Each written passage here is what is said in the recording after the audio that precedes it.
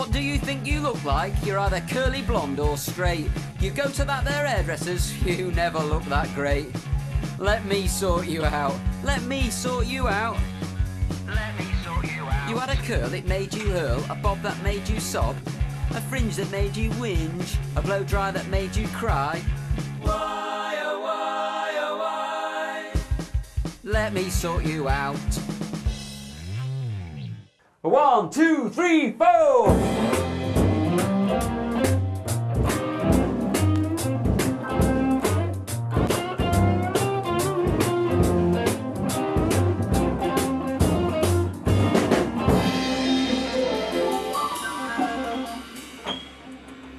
Now, as you can see, I'm no musician, I am a hairdresser. Paul, however, is a musician, but he's not a hairdresser. He needs a haircut, though. When did you last get your haircut? To be honest, I haven't had my haircut for a very long time.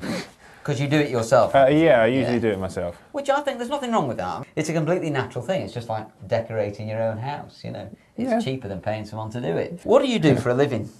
I run a recording studio. This recording studio? Where we are at the moment, yeah. Which is great, isn't it? I mean, I feel like I'm at my spiritual home or something.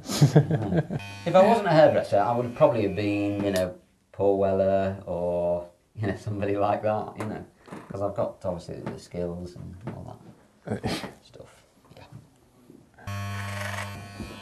Whoa, we nearly had a bold spot there. Cameraman just tripped over the clip of beans. Heavy metal, I think, has spawned probably the worst of all the musical hairstyles, hasn't it? It depends how you look at it, really. Yeah, does it? I reckon it's a fact. I mean, I'm always of the thought that successful musicians basically have hair. Do you know what I mean? It's that whole kind of Rod Stewart, you know, the Rolling Stones. They're all basically hairstyles dancing around with musical instruments.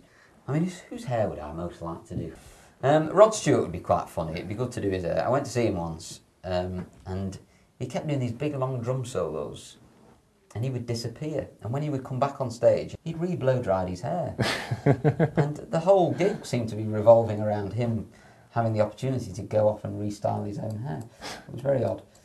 So have you ever had your hair coloured? Oh, I've been tempted quite a few times, but never have. You should buy some bleach and peroxide, and then you should rub it on the top of your hair, leave it for about an hour or so, and then rinse it off and Bob's your uncle. I think that would look great.